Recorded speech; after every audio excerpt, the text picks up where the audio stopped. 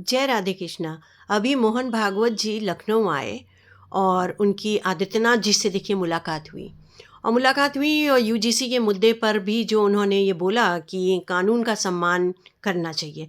तो मुझे लगता है कि जो उन्होंने ये वक्तव्य दिया वो थोड़ा सा जो है सवर्णों की एकता को देख करके थोड़ा सा वो भी घबराए कि सवर्ण, क्योंकि संघ जो है वो संगठित शब्द से आता है, तो वो तो इसका अर्थ बहुत अच्छे से जानते हैं। तो वो ये जान गए कि अगर सवर्ण संगठित हो गया तो फिर संघ कुछ नहीं कर पाएगा। तो उन्होंने एक वक्तव्य दिया कि कानून का मान करना चाहिए। कानून का मान एक तरीके से उन्होंने सवर्णों से ही कहा, क्योंकि जो आरक्षित वर्ग है उनके लिए तो है ही है ये कानून, उसके विरोध में तो हो ही रहा है। तो उनकी ये बात कायदे से किसके लिए कही गई थी? सवर्णों से उन्होंने कही। वो भी लाचार थे, उनकी मजबूरी थी। क्यों? क्योंकि वो ये जानते हैं कि अगर ये बात सही है कि भले ही शेर जो है, शेर झपट्टा मार के हमला कर सकता है, मार देगा दूसरे को, लेकिन ये भी ज़रूरी है कि अगर हम शेर को ख़त्म कर देंगे तो फिर तो सियार हुआ हुआ करके इकट्ठे हो जाएंगे, चारों तरफ गीदड़ ही गीदड़ नजर आएंगे, शेर प्रजाति ही खत्म हो जाएगी। और शेर का होना बहुत ज़रूरी है, उसके डर से ये सियार और गीदड़ जो हैं कम से कम एक कोने में रहते हैं। अब ये बात थी उनकी मेन चीज़। और तो उन्होंने जाना कि भाई कम से कम ये लोग आवाज़ उठाएं, लेकिन ये भी जान लें कि शेर भी चाहिए जंगल में, बहुत ज़रूरी है, शेर की सत्ता का भी होना भी ज़रूरी है। और अभी शेर तुम्हारे पास गिनती के हैं, अभी वो ज़्यादा है नहीं भाई। ऐसे में तुम्हारे पास क्या विकल्प बचता है? ये विकल्प बचता है कि कम से कम जिस समय तक ज़्यादा शेर तुम्हारे पास नहीं है, एक दो ही बचे हैं, उनकी प्रजाति को बचाए रखो, उसको वो मत करो, क्योंकि इसमें भी बहुत नुकसान है।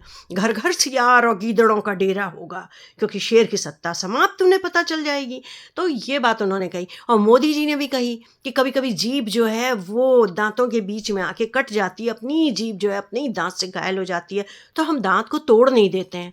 बिल्कुल सही बात है, लेकिन इतनी समझ संवरना इनको भी समझनी चाहिए। एक कानून बनाने वालों से मैं कहना चाहती हूँ, इनको भी समझ में आनी चाहिए कि ये तो सभी को पता है कि हमारी जीभ कट जाती है तो हम दांत नहीं तोड़ देते।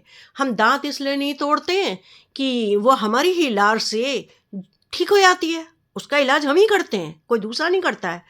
लेकिन जिस दिन दांत सड़ जाता है या उसमें कीड़ा लग जाता है, बदबू आती है, पायरिया हो जाता है, तो हम स्वतः दांत को तुड़ाने के लिए पीड़ा सहने को तैयार होते हैं और दांत को तुड़वा देते हैं। तो आप ये बात को समझ लीजिए कि ठीक है, हम शेर की सत्ता को बचाएं ज़रूर, परंतु शेर ये ना सोचे कि जो ये जानते हैं उनको सब पता है। आखिर हम भी चाणक्य की ही वो हैं, वंशज हैं, ब्राह्मण है, एक सवर्ण है। हम भी जानते हैं कि उन्होंने कहा था कि अगर एक कांटा अगर तुम्हारे पैर में चुभ जाता है, घाव कर देता है, तो उसका उपाय ये नहीं होता है कि तुम उस कांटे को निकाल के उसको नष्ट कर दो। तुमको समूल जो कांटे का वृक्ष है उसका नाश करना होगा, तब तुम रोज के लिए कांटे से छूट जाओगे।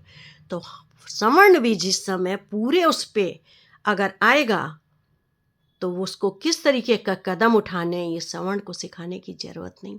हमारा सवर्ण बहुत धैर्यशील, बहुत चिंतन वाला, बहुत मनन वाला और बहुत ही जिसे कहना चाहिए शूरवीर रहा है। सारे सवर्णों की कथाएं और गाथाओं से हम सदियों से सारे विश्व पे हमने अपना आदर्श दिया है, लोगों को प्रेरणा दी है, और आगे भी इसी तरीके से हमारा चलता रहेगा। इसलिए हम लोगों को अपने में बहुत संगठित रहना है। सवर्ण जितने हैं बहुत संगठित रहें। जय राधे कृष्णा जी, जय राधे कृष्णा।